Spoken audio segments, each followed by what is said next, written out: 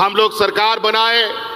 हमारे सरकार बनने के बाद तो सबसे बड़ा चुनौती हमारे सामने कोरोना का आ गया, और ऐसा चुनौती जो देश का सबसे पिछड़ा राज्य, जहां गरीब गुरुआ मजदूर सबसे अधिक हम लोग रहते हैं, वहां के लिए यह सारी महामारी एक अभिशाप के बराबर होता है।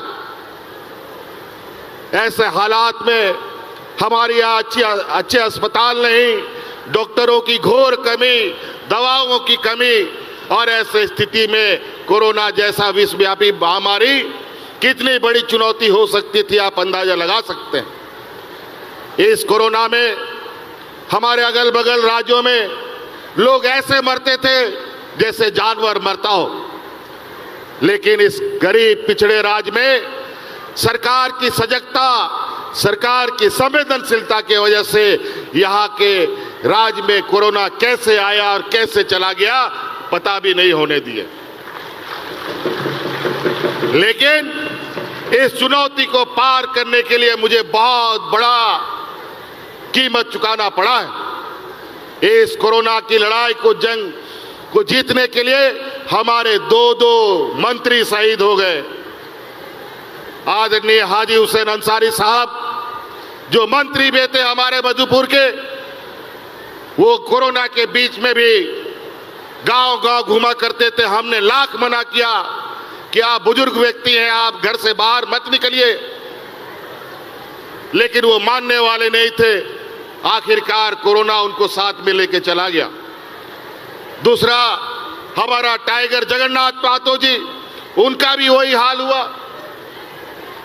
एक बार तो किसी तरीके से बचा लिए, लेकिन फिर दोबारा उनको हम बचा नहीं पाए। हमको इतनी बड़ी कीमत चुकानी पड़ी, तब जाकर के इस राज को हम लोग बचा पाए थे। कि जे हमारे कितने मजदूर अलग अलग राज्यों में, अलग अलग प्रदेशों में जाकर के अपना परिवार का पेट पालने के लिए मजदूरी का काम करता था। यही विपक्ष का लोग दिल्ली में बैठ करके पूरा देश में लॉकडाउन लगा दिया, जो जहां है वहीं पड़ा रहेगा, घर में ताला लगा करके हम लोग को रहने के लिए मजबूर कर दिया। काम धाम, रोजगार, फैक्ट्री सब बंद। जो मजदूरी करने गया था उन लोग को भी फैक्ट्री से बाहर कर दिया, घर से भी बाहर कर दिया। सड़क पर मरने के लिए मजबूर हो गए वो लोग। याद कीजिए उस समय का दिन, आपका ये भाई, ये बेटा आपके परिवारजनों को हवा जहाज, ट्रेनों से लोड करके उठा करके आपके घर में पहुंचाने का काम करता था। देश में पहली बार झारखंड ऐसा प्रदेश है जहां अपने मजदूरों को प्रदेशों से, विदेशों से, अपने अलग अलग राज्यों से उठा करके हम लोग लेके आते थे। इतना भयावह दिन, इतना डरावना दिन कि सड़क में महिलाएं बच्चों को जन्म देती थी। ये हालत था। 2 साल और उससे ऊपर तक कोरोना हमें परेशान करता रहा। जब आपके लिए हम काम में लग गए तो हमारे पीछे षड्यंत्र करने लगे, तरह तरह के आरोप हम पर मढ़ने लगे। 2 साल तक चूहा बिल्ली की तरह दौड़ भाग चलता रहा। जब इन्होंने देखा हम गरीबों के लिए, किसानों के लिए, मजदूरों के लिए लगातार काम कर रहे हैं, तो जेल में डाल दिया। ये हालत,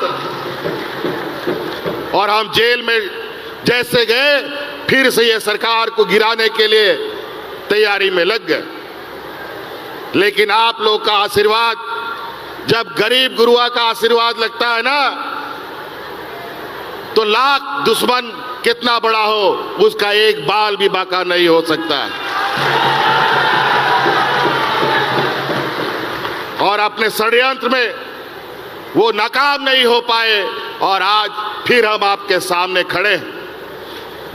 और हम आपके बीच, आपके गांव, आपके शहर, हमारे पास आपके बीच में आने वाला समय में जो चुनाव होने वाला है, इसमें वोट मांगने का पूरा अधिकार हम लोग रखते हैं, क्योंकि हम लोगों ने आप लोगों के लिए काम किया है। आज हम मैया योजना के माध्यम से लगभग 50 लाख महिलाओं को हमने सम्मान दिया। ये लोग बोलता है कि वोट खरीदने के लिए सम्मान दिया, पैसा बांट रहा है। आज भी मुझे मालूम है हमारे गांव में कई ऐसे परिवार हैं, गरीब गुरुआ लोग अपना छोटा छोटा जरूरत के लिए, बीमारी के लिए, बच्चों को पढ़ाई के लिए महाजनों से कर्जा लेता है। आज ये हमने मैया योजना प्रारंभ किया है। आने वाला 5 साल के अंदर हर एक घर में 1-1 लाख रुपया पहुंचाने का काम आपका ये भाई और बेटा करेगा।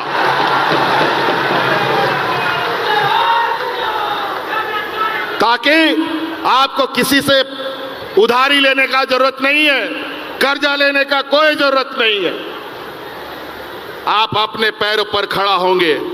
हम हमेशा कहते हैं मेरा गांव मजबूत होगा, हमारे गरीब गुरुआ मजबूत होंगे, तभी ये राज मजबूत हो सकता है, अन्यथा नहीं हो सकता।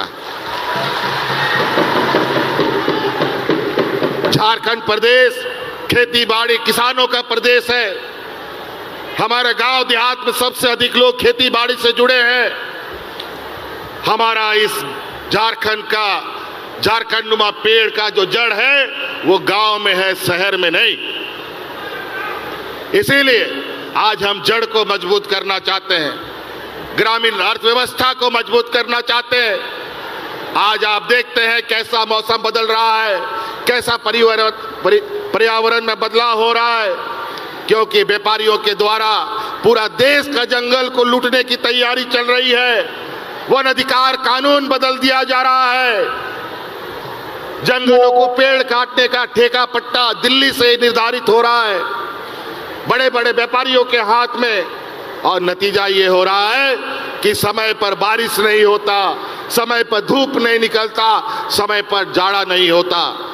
आज इसीलिए किसानों के लिए भी धान गेहूं छोड़कर वैकल्पिक खेती की ओर हमने आगे हाथ बढ़ाया है, जिसके माध्यम से बिरसा हरित ग्राम योजना आपको लोग के लिए हम लोग लेके आए हैं। दीदी बाड़ी योजना लेके आए हैं, पशुधन योजना लेके आए हैं। और जो कमजोर किसान, जो कर्ज से दबा हुआ किसान है, उन किसानों का भी 2 लाख रुपया कर्ज वापस करने का हम लोगों ने कानून बना दिया।